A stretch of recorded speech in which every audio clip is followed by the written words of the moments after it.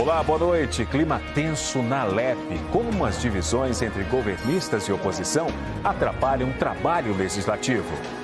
Prefeitura do Recife realiza pedido à Polícia Federal de autorização para porte de arma de fogo dos guardas municipais. Pernambuco registra a morte do primeiro adulto pela febre do Oropoche. Vítima foi uma idosa de 71 anos do Recife. Encontro revisa as orientações para a gestão de unidades de conservação ambiental da ilha de Fernando de Noronha. E você vai conhecer a história de empreendedoras negras que criam pratos salgados e doces para a Páscoa com um toque ancestral.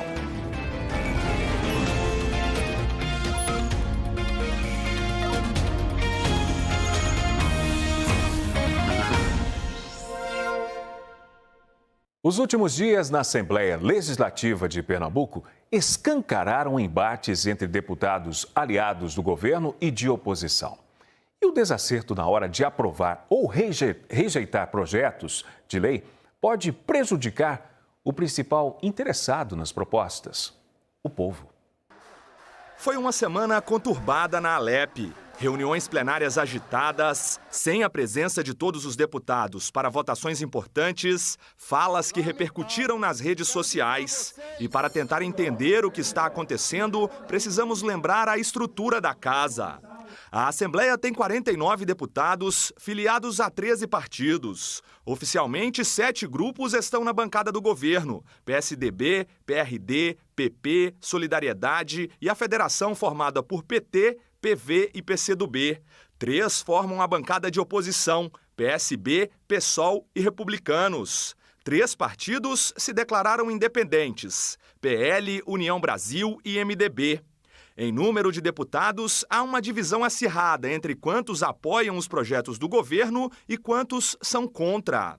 As discordâncias entre o Poder Legislativo e o governo do Estado começaram há meses. Os parlamentares chegaram a criticar a falta de diálogo do Poder Executivo, algo que a governadora rebateu. No mês passado, Raquel Lira saiu do PSDB, partido pelo qual se elegeu, e foi para o PSD. Na semana passada, o PSDB, sob intervenção nacional, deixou a base do governo. Com isso, a vice-governadora e 32 prefeitos tucanos deixaram o partido. Esses movimentos aumentaram a tensão entre os dois poderes. Isso se reflete aqui no plenário, na hora de votar as matérias importantes para a população. E faz com que, num mesmo partido, um deputado seja oposição e outro apoie o governo. Na hora de negociar, a relação fica confusa.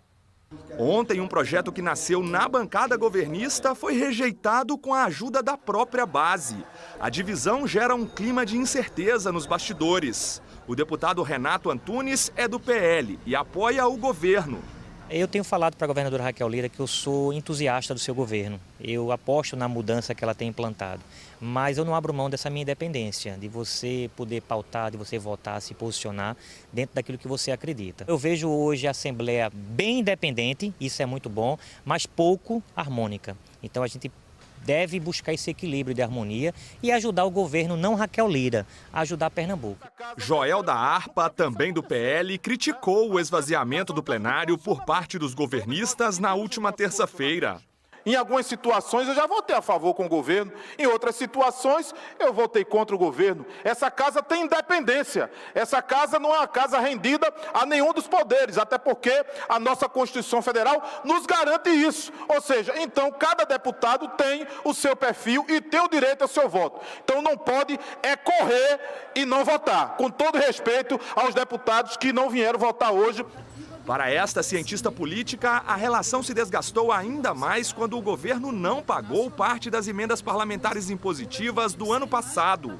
Um recurso previsto na Lei Orçamentária Anual, que o Executivo é obrigado a repassar para que o Legislativo possa investir em projetos e ações específicas. Esse debate sobre as emendas parlamentares, assim como em outras localidades do Brasil, tem criado um tensionamento. A gente começou o ano de 2025 com o questionamento das medidas, das emendas impositivas que não foram executadas pelo Poder Executivo, levando contestação no Tribunal de Contas, em outras instâncias. Então, essa tensão tem esse fator das emendas aí como um elemento-chave.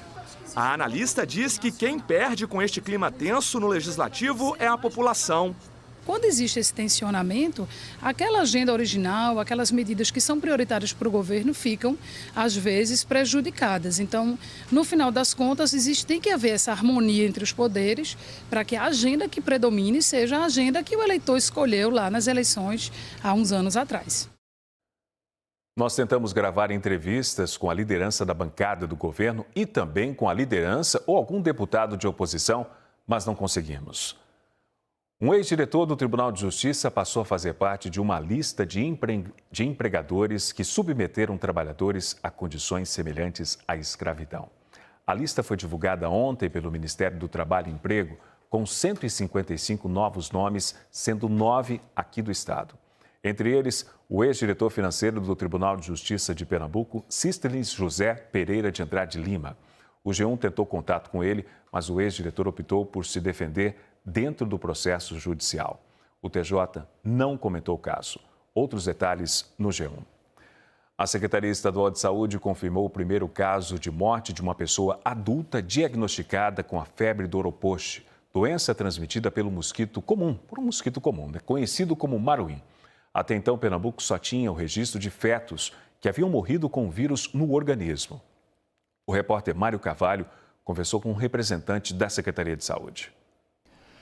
A vítima era uma senhora de 71 anos, moradora do Recife. A morte aconteceu na última semana de 2024, mas só foi confirmada e divulgada agora. Eu vou conversar com Eduardo Bezerra, diretor de Vigilância Ambiental de Pernambuco. Queria que você explicasse para a gente por que demora tanto essa investigação. Primeiro porque é uma doença de notificação compulsória, a gente precisa fazer a investigação, tem todo um processo que termina num comitê de investigação de óbito. Mas antes disso, todos os exames têm que ser realizados. Tem exame que não é realizado aqui no estado, tem que ir para outros locais para poder ser feito todo esse percurso dela, desde o início da doença até o momento da morte. Qual era o perfil dessa senhora? Ela tinha comorbidade? Tinha, ela era diabética, ela era hipertensa e uma pessoa já com mais de 70 anos de idade. Esse fator da idade e de comorbidades, ele é um fator que agrava, fator de risco no caso dessa doença? Geralmente sim, é um fator de risco para um conjunto muito grande de doenças, né? Então não seria diferente. A gente só não tem como dizer qual é essa participação da hipertensão e do diabetes nesse tipo de situação. Qual é o cenário hoje da febre Oropoche em Pernambuco? Esse ano a gente tem 4 casos, né, no estado. Os outros casos, os 175 anteriores, eles são de 2024. Mas o período da sazonalidade de arbovirose, ele está ficando mais íngreme agora, ele está começando a agravar mais agora. O alerta continua sendo o mesmo, a questão do uso do repelente, qual é a orientação? Isso, primeiro é lembrar que não é do Aedes aegypti que a gente está falando, é do maruim, é um outro tipo de vetor, é um outro tipo de situação, mas que as pessoas elas podem sim usar roupa mais longa, elas podem usar o repelente e ter um cuidado especial naqueles momentos de penumbra, que é quando o dia está começando, lá para as 5 horas da manhã até as 7, ou quando o dia está terminando, quando vai dando as 4 horas, 5 horas, até o momento de escurecer, que é quando esse inseto ele está mais ativo. No caso de uma morte como essa, como é que funciona a investigação? Começa com o município, passa para o estado? Começa com o município a partir dos sintomas, que são sintomas muito inespecíficos. Você levanta para várias possibilidades. Mas entre essas possibilidades, a gente manda a amostra, aparece uma sorologia positiva, aparece um indicador positivo para a arbovirose e depois outros exames são desencadeados, inclusive com a amostra do corpo para ser enviado para fazer histopatológico e outros exames. A maior preocupação hoje continua sendo com a gestante? A gestante sim, porque o ano passado a gente observou 3 óbitos fetais, então a gente continua com esse cuidado aí. Muito obrigado pela entrevista. Márcio, volto com você. Um homem foi preso no aeroporto internacional do Recife com mais de 5 quilos de haxixe. O suspeito, um entregador de 26 anos, mora na cidade de Araraquara, em São Paulo, e contou que levaria a droga para Maceió, capital de Alagoas. Ele foi parado numa fiscalização de rotina e, segundo a PF, aparentou nervosismo. Os agentes encontraram um haxixe escondido dentro da mala em 5 pacotes cobertos por fitas adesivas. A Polícia Federal também apreendeu 2 celulares e as passagens aéreas. O passageiro foi autuado em flagrante por tráfico interestadual de drogas e encaminhado ao Centro de Triagem de Abreu e Lima, o COTEL. A Prefeitura do Recife, em uma reunião com a Polícia Federal, protocolou um pedido de cooperação técnica necessário para iniciar o processo de autorização do porte de arma de fogo para os guardas municipais. A repórter Lília Oliveira tem os detalhes. Oi, Márcio. Nós viemos à Prefeitura conversar com Alexandre Rebelo, que é secretário de Ordem Pública e Segurança do Recife, para entender como é que vai funcionar esse processo, que começou com o protocolo desse pedido, né? Secretário, explica para a gente, então, como é que vai funcionar esse cronograma, essa autorização junto à Polícia Federal. Bem, é um processo com várias etapas. O que aconteceu ontem foi o prefeito João Campos, foi à Polícia Federal para iniciar esse processo.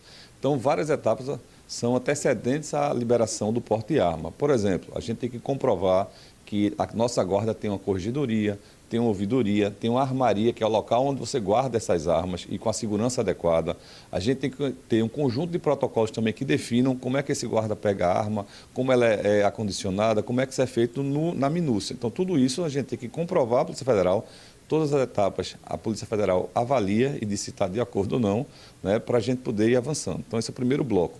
O segundo bloco é da formação da própria guarda. Então, a gente tem que fazer um curso de formação para qualquer guarda para a qual a gente vai pedir o porte. Então, para esse curso de formação, eu tenho que ter o conteúdo programado desse curso, ou seja, quais são as disciplinas, como é que vai ser feito o treinamento prático, isso também a Polícia Federal avalia. Quem são os instrutores, quem é o coordenador pedagógico, a Polícia Federal também tem que dar o de acordo dela, tá certo? E aí tudo isso, né, etapa a etapa, acompanhado pela Polícia Federal. Tem um prazo para que eles realmente estejam qualificados para receberem, para possam portar essas armas? Veja, nós trabalhamos, tá, para fazer no menor prazo possível, mas a ideia é que por todo o conjunto de ações que a gente tem que desenvolver, que isso aconteça até o início do ano que vem. O senhor falou da criação de corregedoria e ouvidoria próprias da Guarda Municipal. Qual vai ser o papel dessas organizações? Nós já temos a corregedoria implantada, a ouvidoria, temos uma ouvidoria da Prefeitura, vamos avaliar se a gente abre uma ouvidoria específica da Guarda, né? E essas instituições têm como, assim, a grande razão de existir é poder fazer, primeiro, dar transparência ao processo, permitir que qualquer cidadão faça uma denúncia, faça um pedido de verificação, né, no tocante da ouvidoria, e que a gente tenha um órgão que possa, de fato, verificar a ocorrência de qualquer situação fora do padrão, né, de qualquer guarda. O uso de câmeras corporais vai ser obrigatório e como é que vai ser o monitoramento dessas imagens? Vai ser obrigatório, tá? Então o guarda municipal só vai à rua com a arma de fogo, com uma câmera corporal também estabelecida. E a ideia é que a gente também faça o uso progressivo da força. A arma de fogo é para ser usada em última análise. A gente vai ter antes um spray, né, que faz também uma função de dissuasão, né? No segundo momento, uma arma elétrica, né? E a arma de fogo só, em último caso, se for necessário. Alexandre Rebelo, muito obrigada pelas informações. A gente deve seguir acompanhando, trazendo também esses prazos e mais informações sobre esse assunto. A gente volta ao estúdio. Em Olinda, o Ministério Público recomendou à Prefeitura que nomeie os candidatos aprovados em concurso público para que o município atinja o efetivo mínimo de 200 integrantes na Guarda Municipal. Segundo o MP, atualmente Olinda conta com 114 guardas municipais. O Ministério Público afirmou que uma pesquisa no Portal da Transparência revelou a existência de 214 vagas para o cargo de guarda municipal em Olinda. A Promotoria de Justiça de Defesa da Cidadania de Olinda deu um prazo máximo de 30 dias para que as medidas sejam adotadas. Nós procuramos a Prefeitura de Olinda. A Prefeitura informou que todos os aprovados dentro do número de vagas previsto no edital já foram convocados e que eram 22 vagas para ampla concorrência e 2 para pessoas com deficiência. Também informou que mais de 34 guardas municipais foram nomeados além dessa quantidade prevista.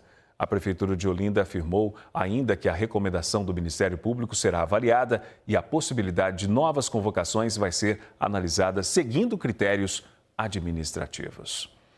Produtos apreendidos pela Receita Federal estão à venda em um bazar em Olinda. O dinheiro arrecadado vai ajudar uma instituição social. Em frente à loja no Shopping Tacaruna, em Olinda, uma fila que dava voltas. O movimento começou cedo, desde as 9 horas da manhã. As pessoas olhavam os produtos e avaliavam as ofertas. Algumas saíram com a sacola cheia. E além das boas oportunidades de compra, o foco era a solidariedade. Essa é a primeira edição do Bazar Beneficente da ONG Casa Sorrir, com produtos apreendidos pela Receita Federal. Tinha de tudo um pouco: eletrônicos, brinquedos, roupas, perfumes e utensílios domésticos. Tudo novo e com preços atrativos. É para minha sobrinha. Tá completando sábado, aí foi pro aniversário dela, aproveitei, né? A promoção. Promoção de quanto? Eu acho que isso aqui é quase uns R$80, deve ser, né? Comprou a quanto? A 20. Os 5.000 produtos apreendidos em operações da Receita Federal estão sendo vendidos com preços bem abaixo do mercado. A ideia aqui é comprar para ajudar quem faz um trabalho bonito, que se preocupa com o próximo. Aproveitando bem. Muito bem. Além de ajudar, né? Esse dinheiro aqui vai ser revertido, né? Para as crianças que precisam do tratamento. Então, assim, maravilhoso. A ONG Casa Sorrir atua há 7 anos no bairro da Ilha do Leite, área central do Recife. A instituição acolhe pacientes com fissuras lábio-palatinas e anomalias crânio-faciais, que fazem tratamento em hospitais da capital. Elas chegam, vão fazer consulta, alimentação, hospedagem, passam uns dias lá e também a gente faz oficina para elas, tem brinquedoteca e a gente cuida realmente dessas pessoas que fazem o tratamento no IMIP e depois não tem para onde ir, fazem cirurgias, então vão lá para a Casa Sorrir e a gente dá todo esse acolhimento. O projeto da Casa Sorrir é belíssimo nesse sentido, porque ele resgata, além de sorrisos, vidas. Então, quem quiser conhecer um pouco mais e se aprofundar, entra lá no nosso Instagram, que vocês vão entender do que eu estou falando e da emoção que eu estou sentindo, da participação da sociedade, né? Pesquisadores e representantes de Fernando de Noronha estão reunidos no Recife para discutir a preservação da ilha. A equipe multidisciplinar está discutindo todas as normas para o uso do território da Área de Proteção Ambiental, a APA, de Fernando de Noronha. O plano de manejo é um documento que estabelece as regras para o uso sustentável dos recursos naturais em unidades de conservação federais. Ele define, por exemplo, o que pode ou não ser feito em cada zona da APA, que é dividida em área urbana, de visitação ou de conservação. Toda a área marinha da APA vai continuar sendo permitida a pesca artesanal e uma pequena faixa mais ao longo da praia é onde ocorrem as atividades mais intensas de visitação. Então tem propostas de ordenamento para essa faixa de mar, né? E para toda a área do continente tem divisões, o que é a área de moradia, o que é a área de conservação, o que vai ser as áreas de produção agrícola, né? 2 unidades de conservação federais formam o arquipélago de Fernando de Noronha. A área de proteção ambiental, delimitada em 1986, e o Parque Nacional Marinho, fundado em 1988. Hoje a gente tem bem claro qual é a competência da APA Federal de Fernando de Noronha, o que a União e o que o ICMBio, o Instituto Chico Mendes, pode fazer em termos da gestão e o que é competência do Estado. Isso ficou basicamente separado entre a área urbanizada, que ficou na gestão do Estado, e o restante da área que não está urbanizada como gestão do ICMBio. A última versão do plano foi revista em 2017. Agora, a atualização é feita com base em uma nova metodologia do ICMBio, que busca alinhar diretrizes estratégicas de preservação com as necessidades locais e a participação social. Karine é conselheira distrital e representa a população da ilha. A gente precisa dar garantias, né, que as políticas aconteçam de forma, né, com dignidade para a população, sem trazer um prejuízo para o meio ambiente. Para isso, nada melhor do que a gente mesmo, a população, discutir isso, né, com os técnicos e com a expertise da população. A oficina segue até amanhã e conta com a participação de 34 representantes, como o Beto, que nasceu e cresceu em Noronha e hoje trabalha como guia de turismo na ilha, que é reconhecida pela Unesco como Patrimônio Natural Mundial. Essa reformulação do plano de manejo, com a presença tanto dos entes quanto dos órgãos, né, e a comunidade, isso é muito importante. Porque a nossa presença, a nossa opinião é importante porque somos nós que vivemos. E nós fazemos parte da sustentabilidade exatamente dessa unidade de conservação. Microempreendedores individuais e donos de empresas têm até amanhã para fazer a inscrição do Selo Verde. Um compromisso de assumir práticas sustentáveis que gera benefícios. Quem explica os detalhes ao vivo é Ivan Duarte. Oi, Ivan, boa noite para você, seja bem-vindo. Muito obrigado, Márcio. Boa noite a você também, boa noite a todos. Esse certificado reconhece empresas pernambucanas que adotam práticas sustentáveis na produção e também na prestação de serviço. Lembrando que vale para todas as empresas, das grandes às micros, que têm um CNPJ ativo. Para este ano estão incluídos critérios como sustentabilidade ambiental, responsabilidade social e governança. Quem nos ajuda a entender o que precisa fazer para poder participar é a Carla Godoy. Ela é secretária executiva de sustentabilidade. Boa noite, Carla. Quem pode participar e como é que faz? Boa noite, Ivan. Boa noite a todos que estão em casa nos assistindo. E para participar, só precisa ter, como você falou, o CNPJ ativo no governo do no estado de Pernambuco e fazer a inscrição através do site da JUSEP, que é jusep.pe.gov.br, e lá vai ter o link que vai levar para um questionário e que a gente gosta de falar que o processo de inscrição no selo é uma jornada em que o empresário, em que a empresária, ela aprende sobre práticas da ESG, que são práticas de sustentabilidade, como você falou, ambientais, sociais e de governança, e que ao final o empresário e a empresária ela vai saber em que aspecto do ESG que a empresa dele está incluído. Quais são os benefícios que quem participa e recebe o selo ganha? Bom, eu consigo agora citar 3 benefícios. A gente que vive num mundo em que sustentabilidade está ainda mais em pauta, a gente tem um público que crescentemente se preocupa com os serviços e produtos consumidos por eles. Essas empresas elas podem comprovar suas práticas sustentáveis para esse público que elas querem. Também existem bancos com linhas de crédito que têm critérios de sustentabilidade, então essas empresas elas podem comprovar através disso. E o selo verde também é um critério de desempate em questões de licitação no estado. Então, se a gente tiver 2 empresas empatadas, se uma delas tiver o selo verde, essa vai ganhar. E uma coisa importante de citar é que qualquer empresa, como você falou, com CNPJ ativo, mas a gente também tem as cooperativas. Cooperativas também são incentivadas a participar. Tá certo, muito obrigado aí pela participação. É uma oportunidade, né, de ter compromisso com o meio ambiente e ainda assim conseguir aí alguns benefícios. Vou voltar com você no estúdio, lembrando que a inscrição vai até amanhã, viu, Márcio? O site a gente colocou aí na tela. Com você. Obrigado, Ivan. E depois do intervalo, um bate-papo com a atriz Cláudia Abreu, que estrela um monólogo em cartaz na Caixa Cultural. E um filme gravado aqui em Pernambuco foi selecionado para disputar a Palma de Ouro do Festival de Cannes na França. O N2 volta em instantes. Até já.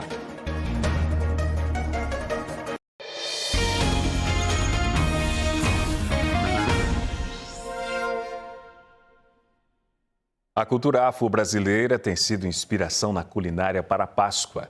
Vamos conhecer 2 empreendedoras que, com criatividade técnica, criam pratos salgados e doces cheios de sabor, afeto e ancestralidade. A moqueca de peixe com camarão está entre as opções para o cardápio de Páscoa. E não pode faltar o azeite de dendê. Quem faz a receita é Jéssica, estudante de gastronomia e empreendedora. Na moqueca eu trago as postas de peixe, trago também o ingrediente principal que tem que ter em toda moqueca, se não tiver não é moqueca, que é o dendê, o leite de coco, pimentões coloridos também, que é super importante, e claro, né, o coentro. Eu tenho o bacalhau cremoso, e também tenho a moqueca de peixe com camarão, com muito azeite de dendê. Também trago o bobó de camarão, que também já é um prato fixo do meu cardápio. As receitas são feitas na cozinha da casa onde mora, no bairro do Guadalupe, em Olinda. A moqueca serve 4 pessoas e custa R$ 180. É uma das preferidas dos clientes. Além dos pratos salgados para a época, tem a sobremesa, ovo de chocolate.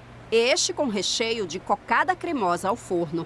Jéssica é filha de santo. Há quase 10 anos, frequenta o terreiro e lê axé Oxum Carê, da Ialorixá Mãe Bete de Oxum. Vivência que ela traz para a culinária que desenvolve. Os ingredientes de origem africana estão presentes em todos os pratos do cardápio de Páscoa que Jéssica preparou. Tem relação com a ancestralidade. É aquilo que ela considera importante para manter a conexão com a identidade que tem.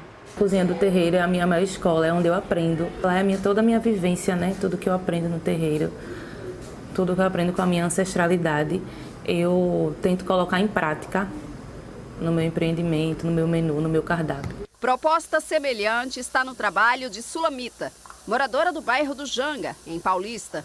Todos os anos ela investe nos ovos de Páscoa e com recheios nada convencionais. Este leva abacaxi flambado com axé, um tipo de bebida. Depois de passar pelo fogo, intercala com brigadeiro branco e pedaços de bolo de massa. Também tem os com castanha e cachaça de amburana. Este outro foi recheado com brigadeiro de dendê. Sulamita diz que não abre mão das iguarias que temos aqui para fazer ovos com a nossa cara, com o nosso sabor. O que é ser mais brasileiro do que dar prioridade aos nossos sabores, do que dar ênfase à nossa cultura alimentar. Então foi pensando nisso que eu olhei para o que a gente consumia no nosso dia a dia e disse assim, poxa, isso aqui dá bom. A empreendedora recebe encomendas pelas redes sociais. Cada ovo custa R$ 70. Para a Sulamita, o trabalho que realiza é uma forma de reforçar valores. Toda vez que eu enalteço a cultura do meu estado, toda vez que eu enalteço a minha ancestralidade, eu me sinto muito mais fortalecida, tanto enquanto empreendedora, tanto como Sulamita Santos. Então, isso me faz muito bem, primeiramente a mim e segundo para toda a minha comunidade, né? Porque traz esse senso de pertencimento. O filme O Agente Secreto, do diretor pernambucano Kleber Mendonça Filho, vai disputar a Palma de Ouro do Festival de Cannes, na França. O longa-metragem é um suspense político ambientado em 1977, época da ditadura militar. O protagonista é interpretado pelo ator Wagner Moura. A produção do filme contou com gravações no Recife que foram feitas entre julho e agosto do ano passado, em locais como o centro da cidade e também o bairro do Espinheiro. O anúncio sobre a seleção do filme para o Festival de Cannes aconteceu hoje. A premiação está marcada para o mês de maio. Kleber Mendonça Filho celebrou a indicação do filme. O filme foi selecionado para a competição do Festival de Cannes. É a terceira vez que eu participo como cineasta. A gente exibiu lá também o Aquarius, em 2016, e o Bacurau, em 2019, agora com o Agente Secreto. É uma oportunidade muito grande, porque o Festival de Cannes é o festival de cinema mais importante do mundo e de alguma forma é bom saber que os filmes eles passam não só no Brasil todo, mas também fora do Brasil, no exterior, festivais internacionais. E a atriz Cláudia Abreu está no Recife para uma série de apresentações de um monólogo em cartaz na Caixa Cultural. É de lá que fala o repórter Mário Carvalho. Boa noite, Mário. Oi, Márcio, boa noite para você, boa noite a todos. É o espetáculo Virgínia, que está em cartaz de hoje a sábado aqui na Caixa Cultural. Já estou aqui com Cláudia Abreu. Queria que você falasse para a gente quem é Virgínia, do que se trata esse espetáculo. Boa noite. Boa noite. Eu estou muito feliz de voltar ao Recife com essa peça, que é a minha primeira peça escrita por mim, né, para teatro, sobre a escritora Virginia Woolf, meu primeiro monólogo. A Virginia foi uma grande intelectual do século XX, feminista, pioneira, uma grande escritora, e eu fiquei totalmente apaixonada pela obra e pela vida dela, e por isso quis revivê-la aqui no teatro. E os temas inerentes à vida dela são temas completamente atuais até hoje, como saúde mental, ela que tinha um desequilíbrio, né, entre a sanidade, loucura e tudo mais, e isso é abordado, o que é a sanidade, o que é exatamente loucura, né? É uma linha muito tênue e na verdade também sobre a opressão da mulher, a condição da mulher, que não mudou tanto em 100 anos, né? Ela passou por muitas coisas, assédios e também falar sobre a criação literária, ela que é essa mulher extraordinária que teve uma vida difícil, mas que ainda assim transformou em arte, em literatura. É o desafio de trazer tudo isso num monólogo, né? Sozinha, abordar tudo isso conversando com o público.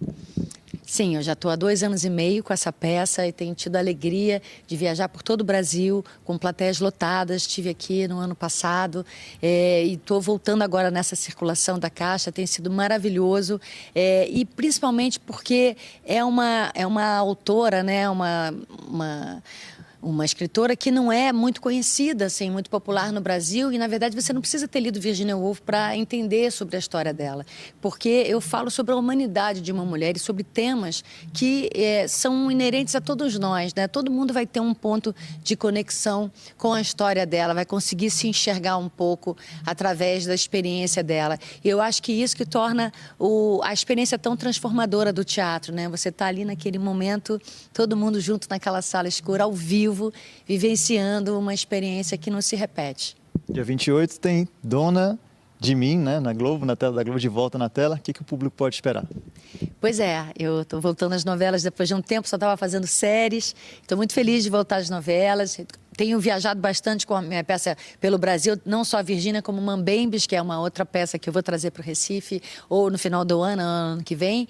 E nessas andanças pelo Brasil, as pessoas me perguntam, vai voltar às novelas? Então agora sim, gente, voltei às novelas. Muito obrigado, bom espetáculo para você, gente. Obrigada. Ingresso já está esgotado, viu, Márcia? Eu volto com você. E nós ficamos por aqui. Para você, uma boa noite e até amanhã.